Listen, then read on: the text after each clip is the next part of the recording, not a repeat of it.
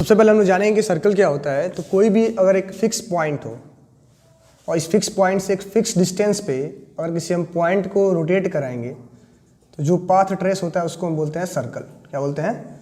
Circle. ठीक है। तो जो फिक्स पॉइंट होता है, जो ये फिक्स पॉइंट है, फिक्स पॉइंट, इसको बोला गया सेंटर, एंड जो फिक्स डिस्टेंस है इसको बोला गया रेडियस। क्या बोल दिया गया? तो रेडियस। जो फिक्स पॉइंट है उसको हम सेंटर बोलते हैं एंड जो फिक्स डिस्टेंस है उसको बोला जाता है रेडियस। तो आज सबसे पहले हम लोग जानेंगे कि सर्किल में कुछ टर्म्स होते हैं कि रेडियस क्या है, डायमीटर क्या है, सर्कमफ्रेंस क्या होता है, आर्क क्या होता है। इन सब चीज़ों को समझेंगे, देन आगे हम लोग सॉल्व करेंगे।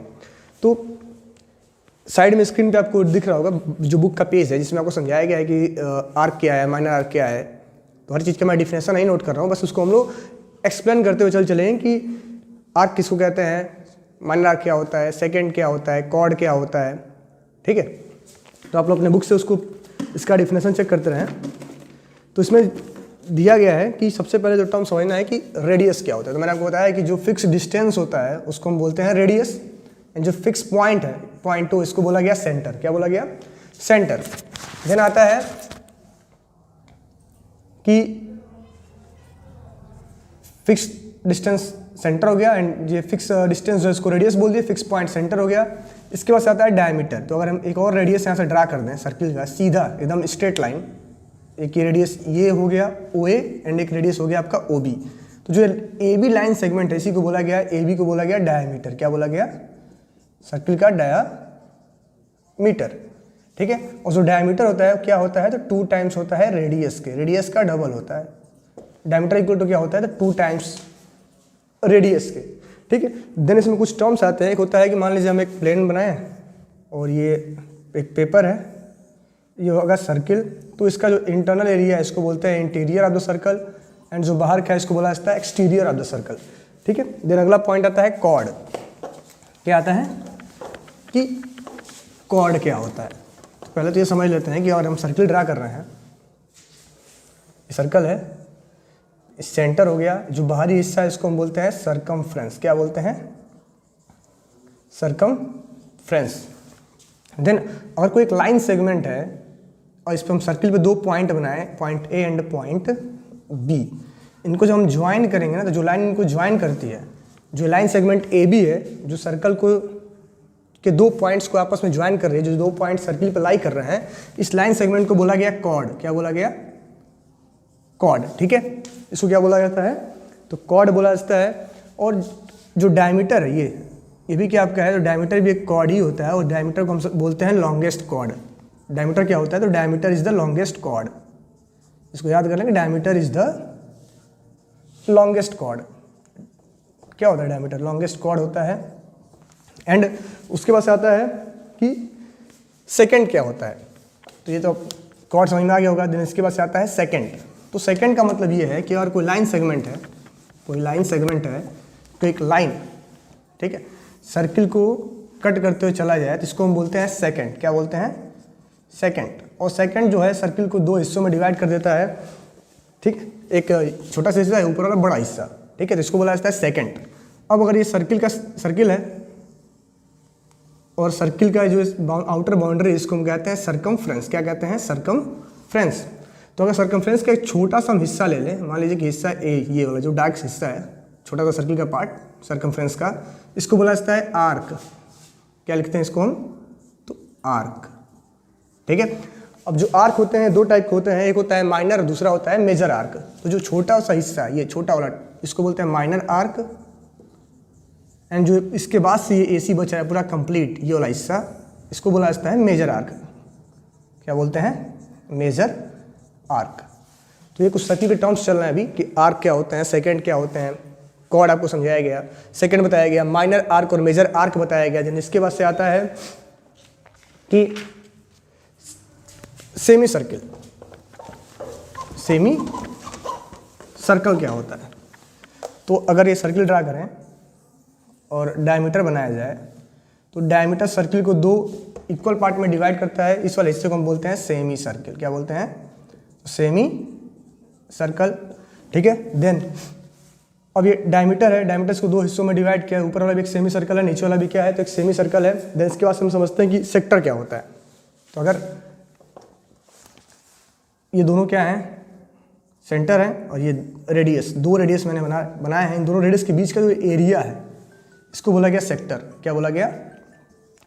तो सेक्टर, सर्किल में दो सेक्टर होता है, एक होता है माइनर सेक्टर, जो छोटा हिस्सा है इसको बोला गया माइनर सेक्टर, माइनर मतलब छोटा, और जो बड़ा वाला हिस्सा बच रहा है ये वाला कंप्लीट एरिया, इस छोटे को छोड़ करके इसको बोला जाता है मेजर सेक्टर। क्या बोलते हैं? Major sector. देन आता है सेगमेंट। क्या आता है? तो सेगमेंट। अब सेगमेंट क्या होता है? तो अगर मान लीजिए कि हमने कॉर्ड ड्रा करें, क्या ड्रा करते हैं सर्कल में? कॉर्ड ड्रा किया जाए, कॉर्ड, तो कॉर्ड सर्कल को दो एरिया में डिवाइड कर रहा है, ये छोटा सा हिस्सा जिसको हम बोलते हैं माइनर सेगमेंट, एंड एक बड़ा हिस्सा जिसको बोला जाता है मेजर सेगमेंट। क्या बोला जाता है? Major segment. माइनर सेगमेंट यानी ये बड़ा हिस्सा है, इसको बोला जाता है मेजर सेगमेंट। ठीक है, ये माइनर, दूसरा क्या है? Major segment. देन उसके बाद से आता है कि angle subtended by chord, angle subtended by chord. ठीक है, मान लीजिए कि हम कॉर्ड बनाएं, ठीक है, ये कॉर्ड हो, chord A B, chord A B से और ये सेंटर ओ है, इनको ज्वाइन करें तो ए बी द्वारा सेंटर पे जो एंगल बना है इसको बोलते हैं कि जो कॉर्ड ए बी है वो सेंटर पे एंगल सब्सटेंस कर रहा है, angle A O B, and chord A B circumference पे कहीं एक एंगल बना रहा है, एंगल ए पी बी।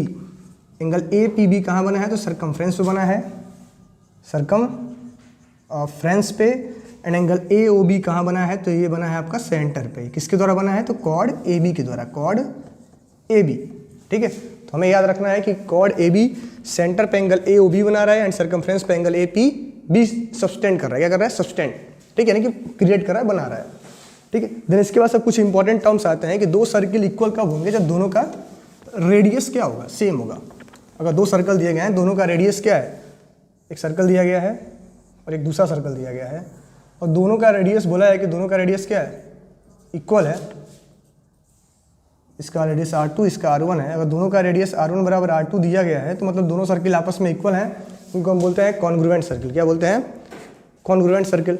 ठीक है, तो दो सर्किल इक्वल तभी होंगे जब दोनों का रेडियस सेम होगा। देन अब कुछ इंपॉर्टेंट थ्योरम्स दिए गए हैं जिनको यूज करके हमें अपने क्वेश्चन को सॉल्व करना है।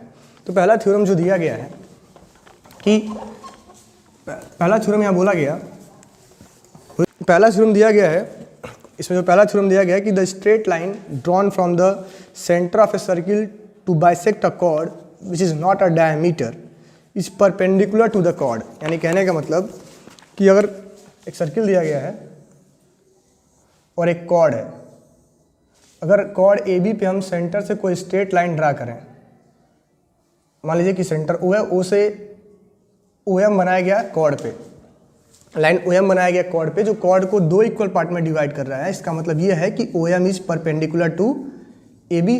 ठीक है, ये पहला थ्योरम है कि if a straight line drawn from centre to the chord bisect the chord then it is perpendicular to the chord. तो ये क्यों होता है इसको हम जान लें, इसको प्रूफ इसका देख लें। तो मान लीजिए इसको हम ज्वाइन करते हैं। ठीक है, तो अगर देखा जाए इन ट्रायंगल, यहाँ दो ट्रायंगल बनेंगे, triangle A M O and triangle B M O. Already बताया गया कि एम और परपेंडिकुलर है, तो क्या हो जाएगा? A M is equal to M B, क्योंकि दोनों इक्वल हैं, दे रखा है। ओ एम क्या है? तो दोनों में कॉमन है। ठीक है, and angle M is equal to angle A M O is equal to angle B M O, each 90 degree, each 90 degree. Therefore triangle A M O is congruent triangle B M O by side angle side.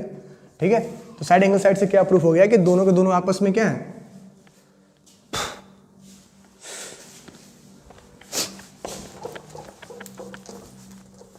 ध्यान, किसी call नहीं आ रहा है? ठीक है, तो जो theorem दिया गया इसको सबसे पहले हम लोग प्रूफ करेंगे। तो इसमें दे रखा है कि जो हम लाइन ड्रा कर रहे हैं, तो जो ओ एम लाइन है इनको दो ट्रायंगल में डिवाइड कर रही है, triangle A M O and triangle B M O. तो हमें प्रूफ करना है कि जो ये एंगल बन रहा है, एंगल ए एम ओ, ये 90 डिग्री का है। कितने का है? 90 डिग्री का है। तो यहाँ हमें दे रखा है कि जो ए एम है वो बी एम के इक्वल है, क्योंकि पहले बताया गया है कि जो लाइन ओ एम ड्रा की गई है वो कॉर्ड को दो इक्वल पार्ट में डिवाइड कर रहा है। ठीक है, and O A is equal to क्या हो जाएगा? ओ बी, क्योंकि दोनों क्या है कि रेडियस हैं सेम सर्किल के। सेम सर्किल के क्या है? तो रेडियस हैं, और line O M is equal to O M क्या हो जाएगा, कॉमन, दोनों में सेम है तो कॉमन हो जाएगा। यानी triangle A M O is congruent triangle B M O by side side side, ठीक है। यानी CP/CT में हमें मिल जा रहा है कि AMO बराबर BMO बाई CP/CT, CP/CT। और ये क्या है, तो कि स्ट्रेट लाइन है, इसका मतलब ये हुआ कि AMO plus BMO is equal to क्या होना चाहिए, तो 180 डिग्री बाई लीनियर पेयर, किससे, तो लीनियर पेयर, ठीक है। यानी कि 2 times angle AMO is equal to 180 degree, angle AMO is equal to क्या हो जाएगा, तो 90 डिग्री। और हमें यही प्रूफ करना था क्योंकि दोनों बराबर हैं, और जब इनमें से कोई एक 90 डिग्री का होगा तो दोनों क्या होंगे, 90 डिग्री के हो जाएंगे। इसका मतलब ये है कि इस थ्योरम का मतलब ये है कि अगर हम सेंटर से कॉर्ड पे हम कोई लाइन ड्रा करें, जो कॉर्ड को 2 इक्वल पार्ट में डिवाइड करेगा तो 100% कॉर्ड के परपेंडिकुलर ही होगा। क्या होगा, परपेंडिकुलर होगा। यानी कि यहाँ पे एंगल हरदम कितने क्रिएट होगा, 90 डिग्री का क्रिएट होगा। ये पहला थ्योरम था। देन सेकेंड थ्योरम है कि इसी का कन्वर्स है, इसी का कन्वर्स। इसमें क्या बताया गया है कि the perpendicular to a chord from the centre of the circle bisect the chord. यानी ये कहा जा रहा है कि सर्कल है और हम सेंटर से इस पे परपेंडिकुलर बना रहे हैं। क्या बना रहे हैं, OM परपेंडिकुलर टू AB। तो हमें प्रूफ करना है कि जो AM होगा वो MB के बराबर होगा, ठीक है। यानी थ्योरम यही है कि अगर सेंटर से हम कॉर्ड पे परपेंडिकुलर बनाएंगे तो कॉर्ड को 100% 2 इक्वल पार्ट में डिवाइड करता है, यानी AM इक्वल टू क्या हो जाएगा, MB हो जाएगा। तो इसको हम लोग कैसे प्रूफ करेंगे, तो same in triangle AMO and triangle BMO, ठीक है।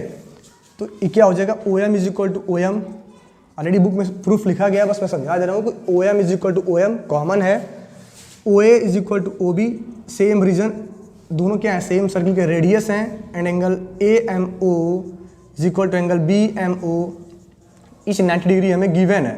यानी triangle AMO is congruent triangle BMO by side angle by RHS। क्यों RHS है, क्योंकि दोनों का हाइपोटेनस सेम है, साइड कॉमन है और एक एंगल 90 डिग्री का है, इसलिए RHS से क्या हो गया, कॉन्ग्रुएंट हो गया, ठीक है। तो CP/CT में हमें क्या मिलेगा, AM is equal to MB by CP/CT। तो हमें यही प्रूफ करना था। अगेन थ्योरम क्या कहता है कि अगर हम सेंटर से कॉर्ड पे परपेंडिकुलर ड्रा करेंगे तो कॉर्ड को 2 इक्वल सेगमेंट में डिवाइड करता है, ठीक है। देन है क्वेश्चन नंबर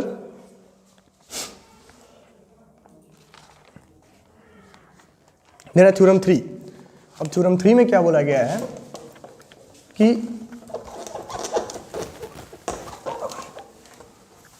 इसमें बताया जा रहा है कि equal chords of a circle are equidistant from the centre. यानी कहने का मतलब कि अगर एक सर्किल है और हम 2 कॉर्ड इक्वल कॉर्ड्स ड्रा करें, chord AB and chord CD, ये दोनों कॉर्ड के आपस में इक्वल हैं, AB एंड CD, तो हमें बताना है कि इन दोनों का डिस्टेंस सेंटर से सेम होगा। ये डिस्टेंस OM और ON दोनों क्या होंगे, तो सेम होंगे। तो यहाँ भी हम लोग ट्रायंगल ड्रा कर रहे हैं, ट्रायंगल ये और ट्रायंगल ये, ठीक है। तो हमें शो करना है कि OM इज इक्वल टू क्या होगा, ON होगा। यानी कि थ्योरम ये कहता है कि अगर 2 कॉर्ड बराबर हैं तो दोनों का सेंटर से डिस्टेंस क्या होगा, तो सेम होगा, ठीक है। देन तो इसको कैसे प्रूफ कर सकते हैं, तो in triangle BMO and triangle CON OM sorry angle M is equal to angle N, क्योंकि हमने परपेंडिकुलर ड्रा किया है दोनों को। OB इज इक्वल टू क्या हो जाएगा, तो OC हो जाएगा, क्योंकि दोनों क्या है, सेम सर्किल के रेडियस हैं। And BM is equal to CN हो जाएगा, क्योंकि half of AB is equal to half of CN होगा। तो दोनों कॉर्ड क्या है, आपस में इक्वल थे और सेंटर हमने इस पर परपेंडिकुलर ड्रा किया है, मतलब इनको बाइसेक्ट करेगा। अभी हम लोग प्रूफ करके आए हैं। तो जब AB और CD दोनों आपस में बराबर हैं तो दोनों का हाफ करने पे भी क्या आएगा, सेम ही आएगा। यानी क्या हो जाएगा, BM इक्वल टू CN हो जाएगा। यानी triangle BMO is a congruent triangle CON by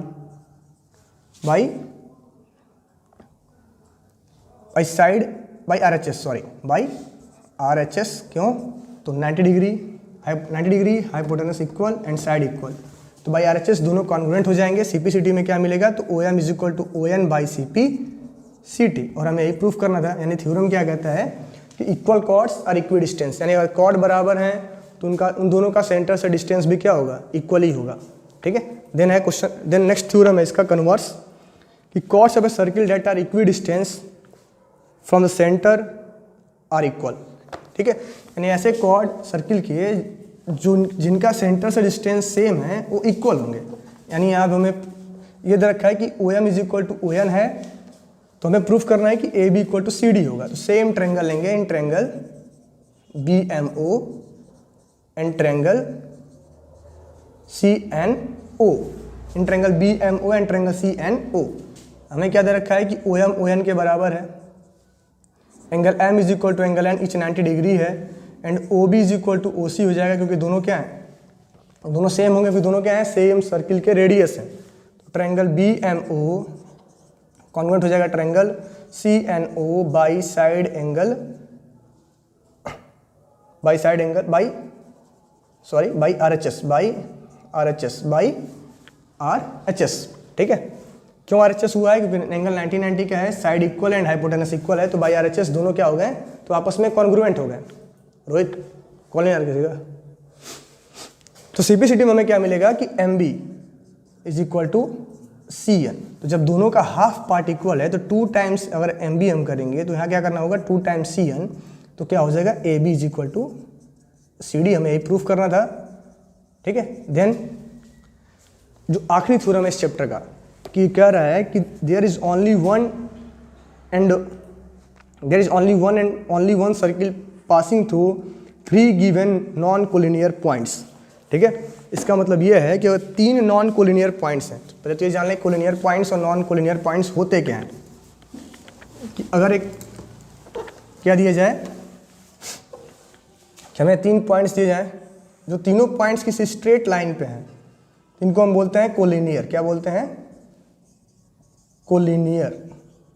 ठीक है, लेकिन तीनों पॉइंट्स अगर स्ट्रेट लाइन पे नहीं है, कहने का मतलब कि ए भी यहाँ है और पॉइंट सी कहीं यहाँ पे है, तो तीनों स्ट्रेट लाइन पे नहीं है, तो क्या बोल देंगे, नॉन कोलिनियर। क्या बोल देंगे, नॉन कोलिनियर। तो इन तीनों पॉइंट से सिर्फ और सिर्फ एक ही सर्किल हम ड्रा कर सकते हैं जो इन तीनों पॉइंट से पास करेगा ऐसे। ठीक है, ये हमें बताया गया है कि there is only one circle passing through 3 non collinear points. ठीक है, और जो इनका सेंटर होगा वो कहाँ होगा, तो इन जो 2 साइड्स हैं ए बी और सी डी, इन दोनों के परपेंडिकुलर बाइसेक्टर पे कहीं इनका सेंटर होगा। ठीक है, इन दोनों के परपेंडिकुलर बाइसेक्टर पे। तो ये सर्किल का कंप्लीट एक्सरसाइज था। सब कुछ हमने इसमें डिटेल में पढ़ा, कॉर्ड क्या होता है, आर्क क्या होता है, रेडियस क्या है, डायमीटर क्या है, सेकेंड क्या है, और इनके सभी थ्योरम्स। ठीक है, अब इसमें अगला टर्म है कि कॉन्सेंट्रिक सर्किल क्या होता है, कॉन्सेंट्रिक। ठीक है, अगर किसी सेम सेंटर पे 2 डिफरेंट रेडियस के सर्किल हम ड्रा करें, सेम सेंटर पे 2 डिफरेंट रेडियस के सर्किल बनाए जाएं, सेंटर क्या है, दोनों का सेम है, सिर्फ और सिर्फ रेडियस अलग अलग है। मान लेते हैं कि इसका रेडियस R1 है और बाहर का रेडियस R2 है। सेम सेंटर पे दो डिफरेंट रेडियस के सर्किल बनाए जाएं तो इनको हम बोलते हैं कॉन्सेंट्रिक सर्किल। क्या बोलते हैं, कॉन्सेंट्रिक सर्किल्स। ठीक है, एंड जिसमें अगला टर्म है समझने वाला है कि अगर कोई फिगर सर्किल के अंदर है तो उसको हम बोलते हैं इंस्क्राइब्ड। मान लीजिए कि एक सर्कल है और ट्रायंगल इसके अंदर बना है। ठीक है, तो इसको हम बोलेंगे कि जो ट्रायंगल है वो सर्किल के अंदर है, और जो सर्किल है इसको हम बोलते हैं सर्कमस्क्राइब्ड सर्किल। सर्कमस्क्राइब्ड सर्किल मतलब ये हुआ कि किसी फिगर में, यानी सर्किल के अंदर कोई फिगर है तो उसको हम बोलते हैं सर्कमस्क्राइब्ड सर्किल। और अगर किसी फिगर, मान लेते हैं कोई क्वाड्रिलेटरल है और उसके अंदर कोई अगर सर्कल दिया जाए तो इसको हम बोलते हैं इंस्क्राइब्ड सर्किल। क्या बोलते हैं, इंस्क्राइब्ड सर्किल।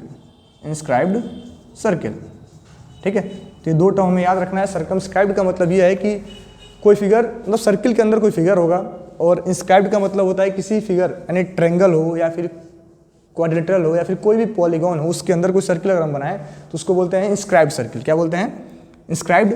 और अगर सर्कल के अंदर कोई फिगर है तो सर्कल को हम बोलेंगे सर्कमस्क्राइब्ड सर्किल। ठीक है, तो ये कुछ टर्म्स थे। अब हम लोग जो हमारा पहला थ्योरम है सर्किल का, जो पहला थ्योरम हमें दे रखा है, उसके बारे में जानेंगे कि आखिर पहला थ्योरम का मतलब क्या है। तो पहला थ्योरम आपको स्क्रीन पर उसका इमेज दिख रहा होगा। इसमें दिया गया है कि the angle substance by an arc of a circle at the centre is double the angle substance by it at any point on the remaining part of the circle.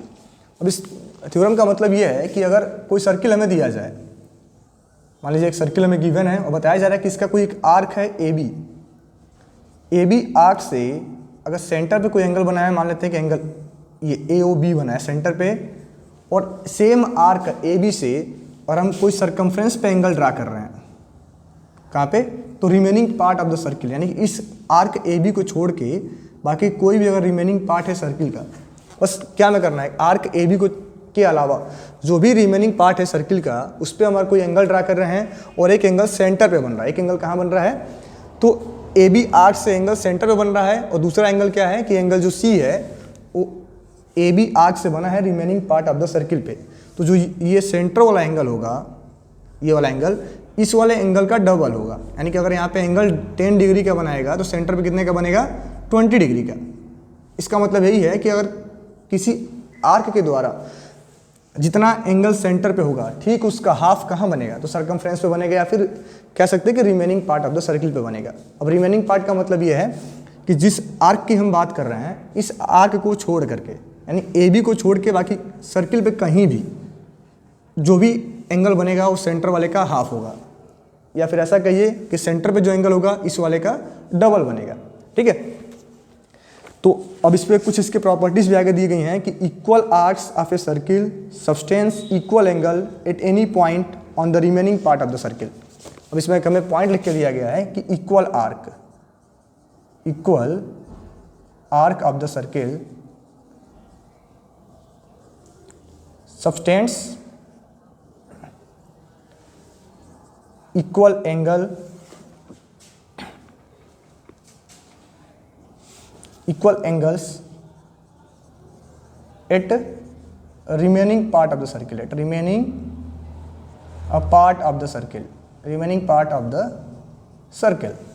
देखिए इसका मतलब क्या है कि यही कॉन्सेप्ट है। इसमें हम लोग क्या पढ़े हैं कि अगर किसी आर्क के द्वारा सेंटर पे जो एंगल होगा सेम आर्क से सरकमफ्रेंस पे या फिर remaining part of the circle पे बने हुए एंगल का यहाँ पे डबल बनेगा और यहाँ पे हाफ बनेगा। तो हमें याद क्या रखना है कि सेंटर में जो एंगल होगा वो बिगर होगा, बिगर कहने का मतलब कि डबल पार्ट होगा, और यहाँ पे हाफ पार्ट होगा। ठीक है, स्मॉल होगा, यानी रिमेनिंग पार्ट पे क्या बनेगा, छोटा बनेगा, सेंटर पे हरदम बड़ा एंगल क्रिएट करेगा सेम आर्क। अब इसी में बताया जा रहा है कि equal arc of the circle subtends equal angle at the remaining part of the circle. इसका मतलब ये है कि अगर हम कोई सर्कल ड्रा कर रहे हैं और यहाँ पे दो आर्क बनाए जाए, एक आर्क ए बी है और दूसरा आर्क सी डी है, और बताया जा रहा है कि दोनों आर्क का लेंथ क्या है, सेम है, आर्क ए बी का भी और आर्क सी डी का भी। तो इन दोनों आर्क के द्वारा सरकमफ्रेंस पे या फिर remaining part of the circle पे जो एंगल क्रिएट होगा, ए बी से मान लेते हैं एंगल पी बना है, ए पी बी बना है, और इनसे बना है एंगल सी डी क्यू। ये दोनों एंगल क्या होंगे, आपस में इक्वल होंगे, क्योंकि क्या बताया गया कि equal arc of the circle subtends equal angle at the remaining point of the circle.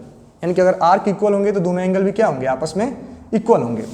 Then इसी में आगे बताया जा रहा है कि equal chords of a circle subtends equal angle at any point on the major और minor arc of the circle. इसका मतलब यह है कि अगर इसी में सेकेंड पॉइंट है कि इक्वल कॉर्ड।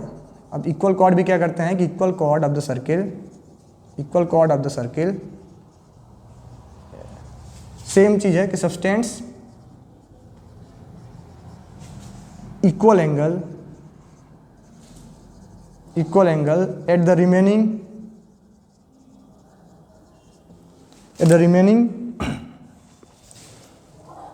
पार्ट।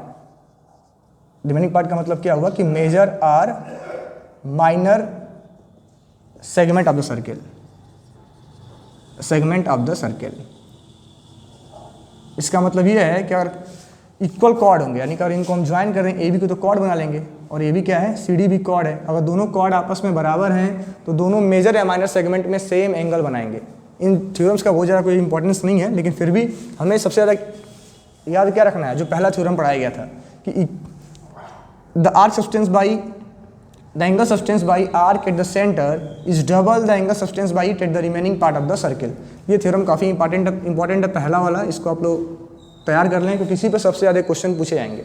ठीक है, देन जो नेक्स्ट आता है इसको आप लोग नोट कर लें या फिर स्क्रीनशॉट ले लें, ठीक है। अब जो नेक्स्ट हम लोग का थ्योरम है कि angle in the same segment, अगला थ्योरम क्या है, angle in the same segment. अब इसका मतलब क्या है कि अगर हम लोग एक सर्किल बनाए, यहाँ पे A and B, A B arc है एंड सर्किल का सेंटर क्या है, ओ है, ठीक है। तो सेम ए बी आर्क से दो एंगल बने हैं, एक एंगल यहां बना है और दूसरा एंगल इस साइड में बना हुआ है, यह एंगल ए पी और यह एंगल क्यू, ठीक है। तो सेम आर्क से, सेम आर्क ए बी से दो एंगल क्रिएट हुए हैं, एक एंगल है ए पी बी और दूसरा एंगल है ए क्यू बी। तो जो दोनों एंगल हैं, ये दोनों के दोनों एंगल क्या होंगे, तो आपस में इक्वल होंगे, क्या होंगे, आपस में इक्वल होंगे, और इनको हम बोलते हैं angle in the same segment, angle in the same segment, इनको हम क्या बोलते हैं, तो angle in the same segment, ठीक है। कैसे पहचानना है कि अगर दोनों सेम आर्क से बन रहे हैं तो दोनों एंगल क्या होंगे, आपस में हरदम इक्वल होंगे, इसको हम बोलते हैं angle in the same segment. अब जरूरी नहीं कि ये दो ही एंगल हो, अगर हम एक और एंगल ड्रा कर लें यहाँ से और मान लेते हैं कि एंगल आर है, तो ये तीनों आपस में इक्वल होंगे और इनको क्या बोला जाता है, angle in the same segment. अब कैसे पहचानना है कि स्टार्ट हुआ कहाँ से, ए से, ए आर बी, ये कैसे स्टार्ट हुआ था, तो ए पी बी, और ये कैसे स्टार्ट हुआ, ए क्यू बी, एंड तीनों का स्टार्टिंग और एंड पॉइंट क्या है, सेम है, यानी कि तीनों किससे बने हैं, सेम आर्क ए बी से बने हैं, तो इसलिए इनको हम बोलते हैं angle in the same segment, ठीक है। देन नेक्स्ट जो इंपॉर्टेंट थ्योरम है इसका वो है angle in semi circle, angle in semi circle.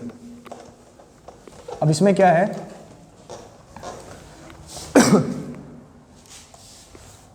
अगला जो है एंगल इन, देन जो नेक्स्ट इंपॉर्टेंट थ्योरम है इसका एंगल इन सेमी सर्किल। इसमें क्या दिया गया है कि अगर कोई एक सर्कल है, वो क्या है, इसका सेंटर है और ए बी डायमीटर है, ए बी डायमीटर है, तो हम जानते हैं कि जब कभी भी हम डायमीटर ड्रा करेंगे तो सर्किल को दो इक्वल पार्ट में डिवाइड करता है, जिनको हम बोलते हैं सेमी सर्किल, क्या बोलते हैं, तो सेमी सर्किल। तो अगर ए बी डायमीटर से सेमी सर्किल में सरकमफ्रेंस पे कोई अगर एंगल बनता है, जो इसका रिमेनिंग पार्ट है सर्किल का, ए बी डायमीटर में, ए बी डायमीटर से अगर यहाँ पे कोई सर्किल बनता है, कहाँ पे, सरकमफ्रेंस पे किसी पॉइंट पे कोई एंगल हम बना रहे हैं, कहाँ पे, हरदम सरकमफ्रेंस पे बनाना है, कहीं सर्किल के अंदर नहीं क्रिएट करना है, कहाँ पे, जो सर्किल का आउटर बाउंड्री है जिसको हम सरकमफ्रेंस कहते हैं, इस पर अगर हम कोई एंगल बना रहे हैं डायमीटर से, तो ये एंगल हरदम कितने का होगा, 90 डिग्री का होगा, कितने का होगा, तो 90 डिग्री का होगा। अगर हम कहीं कहाँ बना रहे हैं, सरकमफ्रेंस पे कोई एंगल बना रहे हैं, तो हरदम कितने का बनेगा, 90 डिग्री का, और इसको हम बोलते हैं एंगल इन सेमी सर्किल, क्या बोलते हैं, तो एंगल इन सेमी सर्कल, ठीक है। और ये कितने का होता है, हरदम 90 डिग्री का होता है। अगर इससे नीचे की तरफ बनाए, अगर यहाँ पे भी हम क्रिएट करें एंगल, तो ये भी कितने का होगा, तो ये भी कितने का बनेगा, हरदम 90 डिग्री का ही बनेगा, इसको बोलते हैं एंगल इन सेमी सर्किल, ठीक है। तो ये भी हमें याद रखना है कि जब कभी भी डायमीटर से कोई एंगल बनेगा, अगर डायमीटर दिया गया है और डायमीटर के एंड पॉइंट से कोई एंगल बन रहा है, कहाँ पे, सर्किल के सरकमफ्रेंस पे, तो हरदम वो 90 डिग्री का ही होता है, उसको हम बोलते हैं angle in semicircle. Then जो हम लोग का अगला कॉन्सेप्ट है कि अगर इसी का कन्वर्स है अगला, कि अगर कहीं पे क्या होगा कि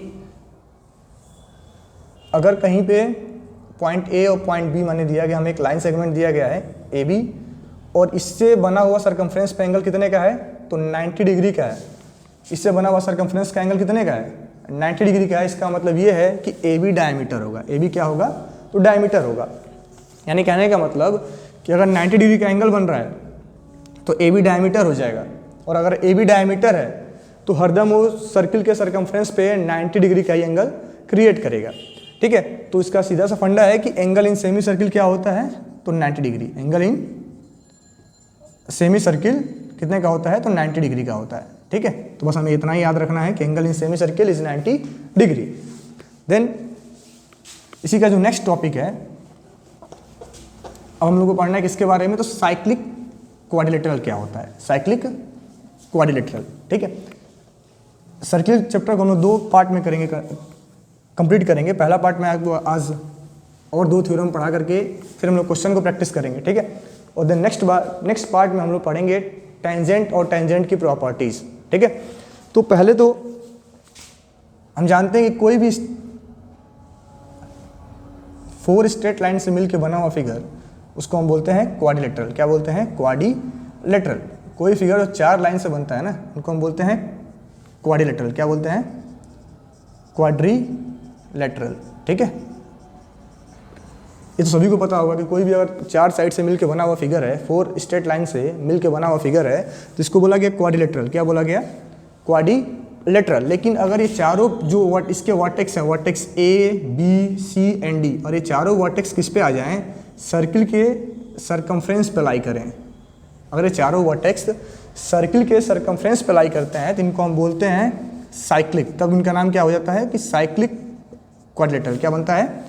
तो साइक्लिक क्वाड्रिलेटरल, ठीक है। अगर ये चारों के चारों वर्टेक्स कहाँ पे लाई करें? सर्किल के सरकमफ्रेंस पे, तब इसको बोला जाता है साइक्लिक क्वाड्रिलेटरल, ठीक है।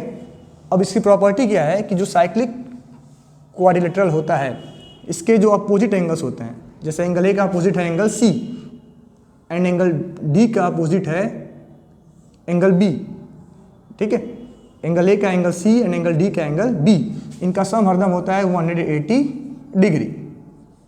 जो साइक्लिक क्वाड्रिलेटरल होते हैं इनके अपोजिट एंगल का सम हरदम कितना आता है? तो 180 डिग्री। यानी कहने का मतलब कि अपोजिट एंगल ऑफ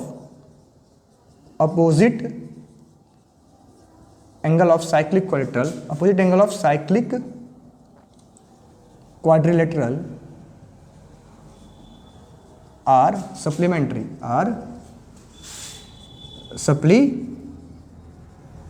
सप्लीमेंट्री का मतलब कि इनका सम करने पर हरदम कितना आता है?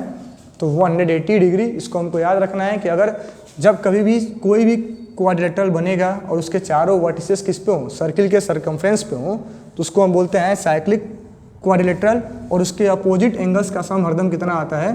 तो 180 डिग्री आता है। और ये क्या होते हैं? आपस में सप्लीमेंट्री होते हैं, ठीक है। अब देन अगला जो आता है, इसका जो नेक्स्ट पॉइंट है साइक्लिक क्वाड्रिलेटरल में, इसको आप लोग नोट कर लें।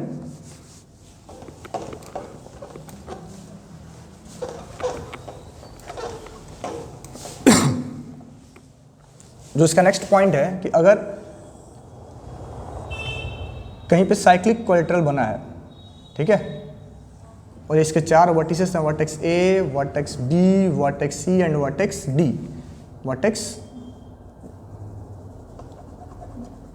डी, ठीक है। तो जो अगर हम कोई एक्सटीरियर एंगल इसका ड्रा करें, इसमें 4 एक्सटीरियर एंगल होंगे, और किसी भी अगर हम एक्सटीरियर एंगल को बना रहे हैं, मान लीजिए कि हम एक्सटीरियर एंगल बनाए हैं A B E, C B E, exterior angle C B E, तो इसको हम क्या बोलेंगे कि जो ये एंगल है सी बी ई, ये क्या है? तो एक्सटीरियर एंगल है साइक्लिक क्वाड्रिलेटरल का। Exterior angle of cyclic quadrilateral, ठीक है। साइक्लिक क्वाड्रिलेटरल का एक्सटीरियर एंगल है, ठीक है। तो जो भी साइक्लिक क्वाड्रिलेटरल का एक्सटीरियर एंगल होता है वो अपोजिट इंटीरियर के बराबर होता है। जो भी साइक्लिक क्वाड्रिलेटरल का एक्सटीरियर एंगल होता है वो किसके बराबर होता है? अपोजिट इंटीरियर एंगल के, ठीक है। तो प्रॉपर्टी क्या है कि एक्सटीरियर एंगल ऑफ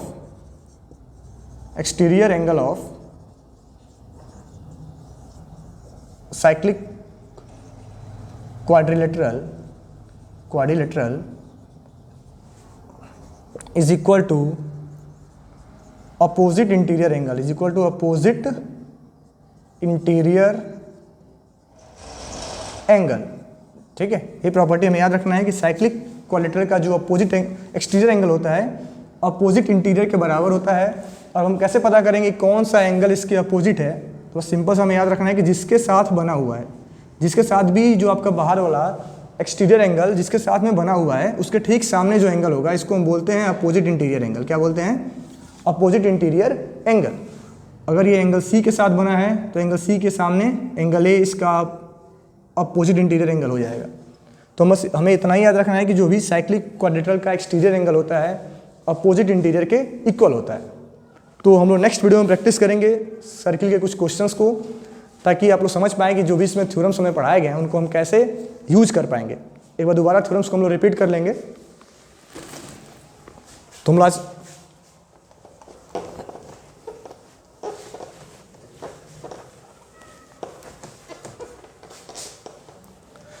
तो पहला थ्योरम मैंने आपके साथ डिस्कस किया था, वो क्या था कि जब कभी भी किसी आर्क के द्वारा, किसी आर्क से अगर सेंटर पे कोई एंगल बनेगा, ठीक है, तो सेम आर्क के द्वारा सरकमफ्रेंस पे बने हुए, यानी कि remaining part of the circle पे बने हुए एंगल का ये क्या होगा, देखिए थोड़ा सेम आर्क के द्वारा और remaining part of the circle पे बने हुए एंगल के डबल होगा। यानी कहने का मतलब कि अगर यहाँ पे एंगल 15 डिग्री का है तो यहाँ पे 30 डिग्री का एंगल बनाएगा। सेंटर वाला जो एंगल होगा सेम आर्क के केस में डबल होगा, सेंटर पे हाफ होगा remaining part of the circle पे। दूसरा हम लोग पढ़े हैं कि अगर सेम आर्क है, सेम आर्क ए बी है और इससे remaining part of the circle पे 2-3 एंगल बने हुए हैं, एक एंगल ये बना, दूसरा एंगल यहाँ बन गया, ये दोनों एंगल क्या होंगे, आपस में इक्वल होंगे। इसको हम बोलते हैं angle in the same segment. क्या बोलते हैं, angle in the same segment. और थर्ड प्रॉपर्टी जो हम लोगों ने पढ़ा है कि जब कभी भी डायमीटर से कोई एंगल बनेगा, डायमीटर से कहने का मतलब कि सेमी सर्किल में कोई एंगल बनेगा तो एंगल कितने का होगा, हरदम 90 डिग्री का होगा। इसको बोलते हैं angle in semi circle. And fourth वाला क्या था कि अगर कोई क्वाड्रिलेटरल है जिसके चारों वर्टिसेस किस पे हैं, सर्किल के सरकमफ्रेंस पे हैं, तो इनको हम बोलते हैं साइक्लिक क्वाड्रिलेटरल। और इनके अपोजिट एंगल का समवर्धन कितना होता है, सामने सामने वाला एंगल जोड़ने पाएंगे 180 डिग्री, ठीक है, सामने सामने। अपोजिट एंगल का समवर्धन कितना आएगा, तो 180 डिग्री। एंड लास्ट प्रॉपर्टी जो हम लोगों ने पढ़ा है कि अगर साइक्लिक क्वाड्रिलेटरल दिया गया है तो जो इसका एक्सटीरियर एंगल होगा अपोजिट इंटीरियर के बराबर होगा।